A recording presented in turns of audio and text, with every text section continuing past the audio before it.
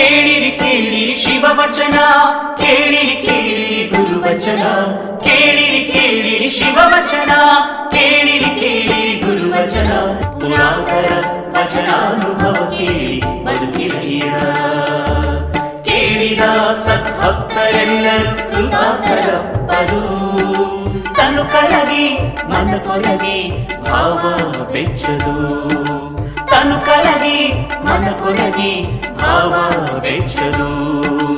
ಅಹಂಕಾರ ಬಳಿದು ಶರಣರ ಅನುಭಾವವ ಕೇಳಿದಡೆ, ಅಹಂಕಾರ ಬಳಿದು ಶರಣರ ಅನುಭಾವವ ಕೇಳಿದಡೆ. ಅದೇ ಮುಕ್ತಿ ನೋಡಿರಿ, ಅದೇ ಮುಕ್ತಿ ನೋಡಿರಿ, ಅದೇ ಮುಕ್ತಿ ನೋಡಿರಿ, ಅದೇ ಮುಕ್ತಿ ನೋಡಿರಿ. ಇಂತಲ್ಲದೆ ಮನೋವ್ಯಾಕುಲರಾಗಿ ತನ್ನುಟ್ಟಿ ಕೇಳಿದಳಿ, ಇಂತಲ್ಲದೆ ಮನೋವ್ಯಾಕುಲರಾಗಿ ತನ್ನುಟ್ಟಿ ಕೇಳಿದಳಿ. ಉಪದೇಶವೆಂತು ಸಲುದಯ್ಯ ಎತ್ತಳವಡುವುದಯ್ಯ, ಉಪದೇಶವೆಂತು ಸಲುದಯ್ಯ ಎತ್ತಳವಡುವುದಯ್ಯ. ಮಹಾಲಿಂಗ ಕಲ್ಲೇಶ್ವರ, ಮಹಾಲಿಂಗ ಕಲ್ಲೇಶ್ವರ ಗುರುವಚನ ಪರಾಮುಖಂಗೆ, ಗುರುವಚನ ಪರಾಮುಖಂಗೆ. ಎಂದೆಂದು ಭವಲಿಂಗರು ನೋಡ, ಎಂದೆಂದು ಭವಲಿಂಗರು ನೋಡ, ಎಂದೆಂದು ಭವಲಿಂಗರು ನೋಡ,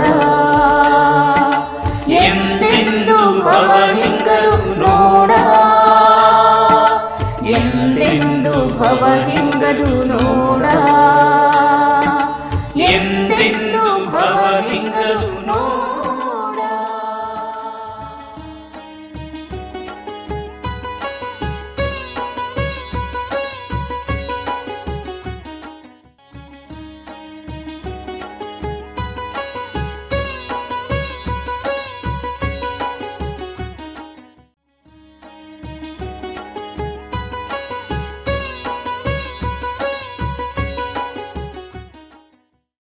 ನೀನೊಲಿದಡೆ ಕೊರಡು ಕೊನರುವುದಯ್ಯ, ನೀನೊಲಿದಡೆ ಬರಡು ಹಯನಹುದಯ್ಯ, ನೀನೊಲಿದಡೆ ವಿಷವೆಲ್ಲ ಅಮೃತವಹುದಯ್ಯ, ನೀನೊಲಿದಡೆ ಸಕಲ ಪಡಿಪದಾರ್ಥ ಇದರಲ್ಲಿರ್ಪವು ಕೂಡಲ ಸಂಗಮ ದೇವ.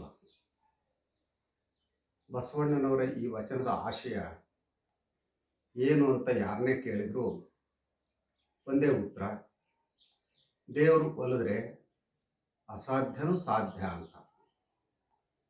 ದೇವರ ಒಲಿಮೆಯಿಂದ ಅಸಾಧ್ಯವೂ ಸಾಧ್ಯ ಅನ್ನೋದಾದರೆ ಒಂದು ಒಣಗಿದ ಕಟ್ಟಿಗೆ ಮತ್ತೆ ಚಿಗುರಿ ಎಲೆ, ಹೂವು, ಹಣ್ಣು, ನೆರಳು ಇತ್ಯಾದಿ ಕೊಡಬೇಕು. ಹಾಗೆ ಕೊಡ್ಲಿಕ್ಕೆ ಸಾಧ್ಯವ? ಖಂಡಿತ ಸಾಧ್ಯ ಇಲ್ಲ. ಗೊಡ್ಡು ಹಸು ದೇವರ ಒಲಿಮೆಯಿಂದ ಗರ್ಭ ಧರಿಸಿ ಕರುವಿಗೆ ಜನ್ಮ ಇತ್ತು, ಹಾಲು ಕರೀಬೇಕು. ವಾಸ್ತವವಾಗಿ ಅದು ಕೂಡ ಅಸಾಧ್ಯ. ಮೂರನೇ ಉದಾಹರಣೆ, ದೇವರ ದಯೆಯಿಂದ ವಿಷ ಕೂಡ ಅಮೃತ ಆಗಬೇಕು. ಆದರೆ ಎಂಥ ಸಂದರ್ಭದಲ್ಲೂ ವಿಷ ಅಮೃತ ಆಗಲಿಕ್ಕೆ ಸಾಧ್ಯ ಇಲ್ಲ. ವಿಷ ಪ್ರಾಣ ತೆಗೆಯುವಂಥದ್ದು, ಅದು ಎಂದೂ ಅಮೃತವಾಗಿ ಜೀವದ ರಕ್ಷಣೆ ಮಾಡುತ್ತೆ ಅನ್ನುವಂಥದ್ದು ಒಂದು ಬಿಸಿಲು ಕುದುರೆ ಅಷ್ಟೇ. ಕೊನೆಗೆ ಅವ್ರು ಹೇಳುವಂಥದ್ದು, ದೇವರ ಕರುಣೆಯಿಂದ ಬಯಸಿದ್ದೆಲ್ಲವೂ ಕಣ್ಮುಂದೆ ಕಾಣಿಸಿಕೊಳ್ಳುತ್ತೆ. ಇದು ಕೂಡ ಸತ್ಯ ಅಲ್ಲ. ಹಾಗಿದ್ರೆ ಬಸವಣ್ಣನವರ ಆಶಯ ಸುಳ್ಳೆ ಅಥವಾ ಇದು ಬಸವಣ್ಣವರ ವಚನ ಅಲ್ಲವಾ? ಇಂಥ ಪ್ರಶ್ನೆಗಳು ಸಹಜವಾಗಿ ಉದ್ಭವ ಆಗ್ತವೆ. ವಾಸ್ತವವಾಗಿ ಇದು ಬಸವಣ್ಣವರ ವಚನ ಅನ್ನೋದರಲ್ಲಿ ಅನುಮಾನವೇ ಬೇಡ. ಅಷ್ಟೇ ಅಲ್ಲ, ಈ ವಚನದಲ್ಲಿ ಹೇಳಿದ್ದು ಸಹ ಸತ್ಯನೇ. ಹಾಗಿದ್ರೆ ಈ ವಚನ ಏನು ಹೇಳುತ್ತೆ? ಸ್ವಲ್ಪ ಯೋಚನೆ ಮಾಡಬೇಕು. ಮೇಲ್ನೋಟಕ್ಕೆ ಇಲ್ಲಿ ಬರುವಂಥ ಪ್ರತಿಯೊಂದು ಶಬ್ದಗಳ ವಾಚ್ಯಾರ್ಥವನ್ನು ಗಮನಿಸಿದಾಗ ದೇವರು ಒಲಿದರೆ ಅಸಾಧ್ಯವೂ ಸಾಧ್ಯ ಅನಿಸುವಂಥದ್ದು ಸಹಜ. ಈ ಅರ್ಥವಲ್ಲದೆ ಬೇರೆ ಏನು ಅರ್ಥ ಇಲ್ಲ ಅಂತ ದೇವರು ಮತ್ತು ದಯೆಯಿಂದ ಅದೆಲ್ಲ ಸಾಧ್ಯ ಅಂತ ಅನೇಕ ಬಸವ ಭಕ್ತರು ಹೇಳಿದರೆ ಅದನ್ನು ತಪ್ಪು ಅಂತ ವಾದ ಮಾಡಲಿಕ್ಕೆ ಸಾಧ್ಯನೇ ಇಲ್ಲ. ಆದರೆ ವಚನಗಳಲ್ಲಿ ಬಳಸುವಂಥ ಎಷ್ಟೋ ಶಬ್ದಗಳ ಬಾಹ್ಯ ಅರ್ಥವೇ ಒಂದಾಗಿದ್ದರೆ ಆಂತರಿಕ ಅರ್ಥವೇ ಮತ್ತೊಂದಾಗಿರುತ್ತೆ. ಈ ವಚನ ವ್ಯಕ್ತಿಯ ವ್ಯಕ್ತಿತ್ವ ಕುರಿತದ್ದೇ ಹೊರತು ದೇವರ ಒಲಿಮೆಯಿಂದ ಅಸಾಧ್ಯವೂ ಸಾಧ್ಯ ಆಗುತ್ತೆ ಅಂತ ಏನಲ್ಲ.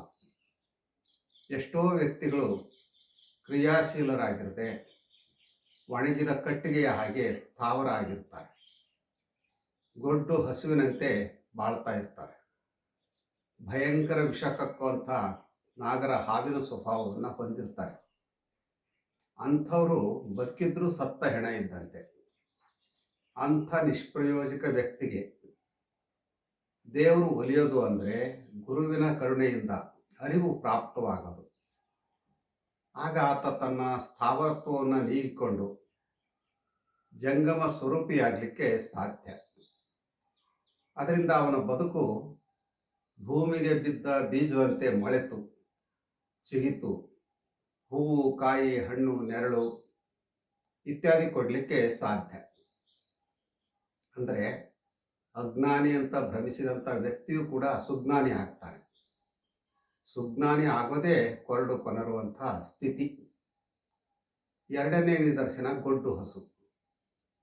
ಮನುಷ್ಯ ಜ್ಞಾನಿಯಾದಾಗ ಅವನಲ್ಲಿ ಬುದ್ಧಿ, ಮನಸ್ಸು, ಭಾವನೆಗಳು ಅರಳಿ ಹೃದಯದಲ್ಲಿ ಸದ್ಭಾವನೆಗಳು ಬೆಳೀತಾವೆ. ದಯೆ, ಪ್ರೀತಿ, ಮನುಷ್ಯತ್ವ ಪ್ರಕಟ ಆಗುತ್ತೆ. ಆಗ ಲವಲವಿಕೆಯಿಂದ ಇತರರನ್ನ ಗೌರವದಿಂದ ಕಾಣುವಂಥ ಹೃದಯವಂತಿಕೆ ಅವನಲ್ಲಿ ಬರುತ್ತೆ. ಅದೇ ಬರಡು ಹೈನಗರದ ಹಾಗೆ. ಅಂದರೆ ಗೊಡ್ಡು ಹಸು ಹಾಲು ಕರೆದಂತೆ. ಬರಡು ಹಸುವಿನಂತಿದ್ದ ವ್ಯಕ್ತಿ ಸಕಲ ಜೀವಾತ್ಮರನ್ನು ಪ್ರೀತಿಸಲಿಕ್ಕೆ, ಗೌರವಿಸಲಿಕ್ಕೆ, ಕಲ್ಯಾಣಕರ ಕಾರ್ಯಗಳನ್ನು ಮಾಡಲಿಕ್ಕೆ ಸಾಧ್ಯ ಆಗುತ್ತೆ. ಆತನ ಕಾಠಿಣ್ಯ ಹೃದಯ ಮೃದುವಾಗಿ, ಪ್ರೇಮದ ಸಾಕ್ಷಾತ್ಕಾರವಾಗಿ ಅಸಾಧ್ಯ ಅನ್ನೋದನ್ನು ಸಾಧ್ಯವಾಗಿಸಿಕೊಳ್ಳುವಂಥ ಅವಕಾಶ ಇರುತ್ತೆ. ಇನ್ನು ಮುಂದಿನ ನಿದರ್ಶನ ವಿಷ ಅಮೃತವಾಗೋದು. ಇಲ್ಲಿ ವಿಷ ಅಂದರೆ ವ್ಯಕ್ತಿಯ ಮನಸ್ಸಿನಲ್ಲಿರುವಂಥ ದ್ವೇಷ, ಅಸೂಯೆ, ಅಹಂಕಾರ, ಮತ್ಸರ ಇತ್ಯಾದಿ ದುರ್ಗುಣಗಳು. ಅವು ಒಡಲೊಳಗೆ ತುಂಬಿಕೊಂಡಿದ್ದಾಗ ಆ ವ್ಯಕ್ತಿ ವಿಷಯುಕ್ತ ನಾಗರ ಹಾವಿನಂತೆ ವರ್ತಿಸ್ತಾನೆ. ಅಂಥವನಿಗೆ ಯೋಗ್ಯ ಗುರುವಿನ ಅನುಗ್ರಹ ಆದಾಗ, ಅಂದರೆ ಅಜ್ಞಾನಿ ಸುಜ್ಞಾನಿ ಆದಾಗ ಆತ ದುರ್ಗುಣ ದುರಭ್ಯಾಸಗಳಿಂದ ಮುಕ್ತನಾಗ್ತಾನೆ. ಎಲ್ಲರ ಪ್ರೀತಿಗೆ ಪಾತ್ರನಾಗುವಂಥದ್ದೇ ವಿಷ ಅಮೃತವಾಗುವಂಥ ಪರಿ. ವ್ಯಕ್ತಿಯಲ್ಲಿ ಪ್ರೀತಿ, ಶಾಂತಿ, ಸಮಾಧಾನ, ಸಹೋದರತ್ವ ಇಂಥ ಸದ್ಗುಣಗಳು ಅಳವಟ್ಟಾಗ ಅವನ ದುರ್ಗುಣಗಳು ದೂರವಾಗಿ ಸಾತ್ವಿಕನಾಗಿ ತನ್ನನ್ನು ಸದಾ ಸತ್ಕಾರ್ಯಗಳಲ್ಲಿ ತೊಡಗಿಸಿಕೊಳ್ಳುವಂಥದ್ದೇ ವಿಷ ಅಮೃತ ಆದಂತೆ. ಅಂತಿಮವಾಗಿ ಸಕಲ ಪಡಿ ಪದಾರ್ಥ ಎದುರಿಗೆ ಬರುವಂಥದ್ದು ಅಂದರೆ ವ್ಯಕ್ತಿ ಕಾಯಕಶೀಲನಾಗಿ ಬೌದ್ಧಿಕವಾಗಿ, ನೈತಿಕವಾಗಿ, ಧಾರ್ಮಿಕವಾಗಿ, ಆಧ್ಯಾತ್ಮಿಕವಾಗಿ ಪ್ರಗತಿಯನ್ನು ಸಾಧಿಸುವಂಥದ್ದು. ಅವನಲ್ಲಿ ಸುಳ್ಳು ಮರೆಯಾಗೋದು, ಸತ್ಯದ ದಾರಿಯಲ್ಲೇ ನಡೆಯೋದು, ಲಿಂಗಾಂಗ ಸಮರಸ ಸುಖವನ್ನು ಅನುಭವಿಸೋದು, ಅಂತರಂಗ ಮತ್ತು ಬಹಿರಂಗ ಶುದ್ಧಿಯನ್ನು ಅವನು ಕಾಪಾಡಿಕೊಳ್ತಾನೆ. ಹೀಗೆ ಅಂತರಂಗ ಮತ್ತು ಬಹಿರಂಗ ಶುದ್ಧಿ ಕಾಪಾಡಿಕೊಳ್ಳುವಂಥದ್ದೇ ದೇವರ ಒಲಿಮೆಗೆ ಕಾರಣ ಅಂತ ಹೇಳ್ಬೋದು. ಕಳಬೇಡ ಕೊಲಬೇಡ ಅನ್ನುವಂಥ ವಚನದಲ್ಲಿ ಬಸವಣ್ಣವ್ರು ಹೇಳಿದ್ದು ಇದನ್ನೇ. ಒಟ್ಟಾರೆ ಈ ವಚನದಲ್ಲಿ ಹೇಳುವಂಥದ್ದು ವ್ಯಕ್ತಿಯ ಪರಿವರ್ತನೆ ಅಂತರಂಗದಲ್ಲಿ ಬದಲಾವಣೆ ಆಗದೆ ಬಹಿರಂಗದಲ್ಲಿ ಬದಲಾವಣೆ ತರುವಂಥದ್ದು ಕಷ್ಟ ಸಾಧ್ಯ ಅನ್ನುವಂಥ ಭಾವನೆ. ಆಂತರಿಕ ಬದಲಾವಣೆ ದೈವಿ ಸಾಕ್ಷಾತ್ಕಾರಕ್ಕೆ ಪ್ರೇರಣೆಯಾಗುತ್ತೆ. ಪರೋಕ್ಷವಾಗಿ ಈ ವಚನ ಮನುಷ್ಯನ ಭಾವಶುದ್ಧಿಯನ್ನು ಕಾಯ್ಕೊಂಡು ಕಾಯಕ ಶ್ರದ್ಧೆ ಬೆಳೆಸಿಕೊಳ್ಳುವಂಥ ಪರಿಯನ್ನು ತುಂಬ ಪರಿಣಾಮಕಾರಿಯಾಗಿ ತಿಳಿಸಿದ ಹಾಗೆ ಇದೆ. ಬಸವಣ್ಣನವರ ಅನೇಕ ವಚನಗಳಲ್ಲಿ ಆಂತರಿಕ ಪರಿವರ್ತನೆಯೇ ಮುಖ್ಯ ಅನ್ನುವಂಥ ತತ್ವಾದರ್ಶಗಳು ಅಡಕವಾಗಿದ್ದವು. ಅನುಭವ ಮಂಟಪದಲ್ಲಿದ್ದಂಥ ಬಹುತೇಕ ಶರಣಶರಣೀಯರು ತಮ್ಮ ಅಂತರಂಗ ಶುದ್ಧಿಯ ಮೂಲಕವೇ ಬಹಿರಂಗ ಶುದ್ಧಿಯನ್ನು ಕಾಯ್ದುಕೊಳ್ಳಲಿಕ್ಕೆ ಕಾರಣ ಆಯಿತು. ಈ ಸತ್ಯವನ್ನು ನಾವು ಮರಿಬಾರದು. ಆತ್ಮಕಲ್ಯಾಣ ಲೋಕ ಕಲ್ಯಾಣಕ್ಕೆ ಹೆದ್ದಾರಿ.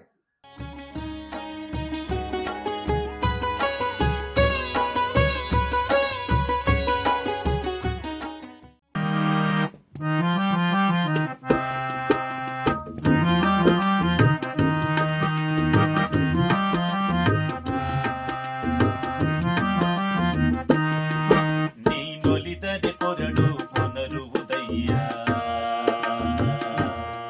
ನೀನೊಲಿದರೆ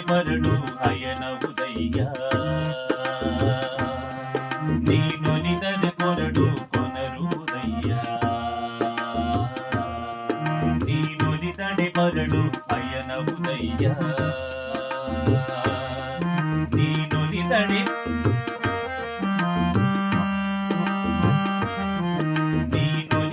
ವಿಷ ಅಮೃತಬಹುದಯ್ಯ, ನೀನೊಲಿದರೆ ವಿಷ ಅಮೃತಬಹುದಯ್ಯ,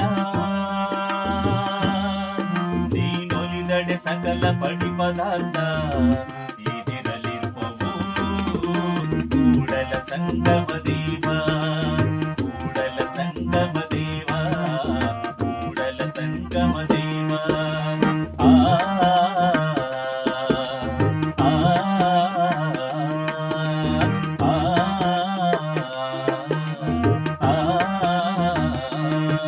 ನೀನೊಲಿದಡೆ ಕೊರಡು ಕೊನರುವುದಯ್ಯ, ನೀನೊಲಿದಡೆ ಬರಡು ಅಯನವುದಯ್ಯ, ನೀನೊಲಿದಡೆ ವಿಷ ಅಮೃತಬಹುದಯ್ಯ, ನೀನೊಲಿದಡೆ ಸಕಲ ಪರಿಪದಾರ್ಥ ಇದಿರಲಿರುವವು ಕೂಡಲ ಸಂಗಮ ದೇವ, ಕೂಡಲ ಸಂಗಮ ದೇವ, ಕೂಡಲ ಸಂಗಮ ದೇವ, ಕೂಡಲ ಸಂಗಮ ದೇವ.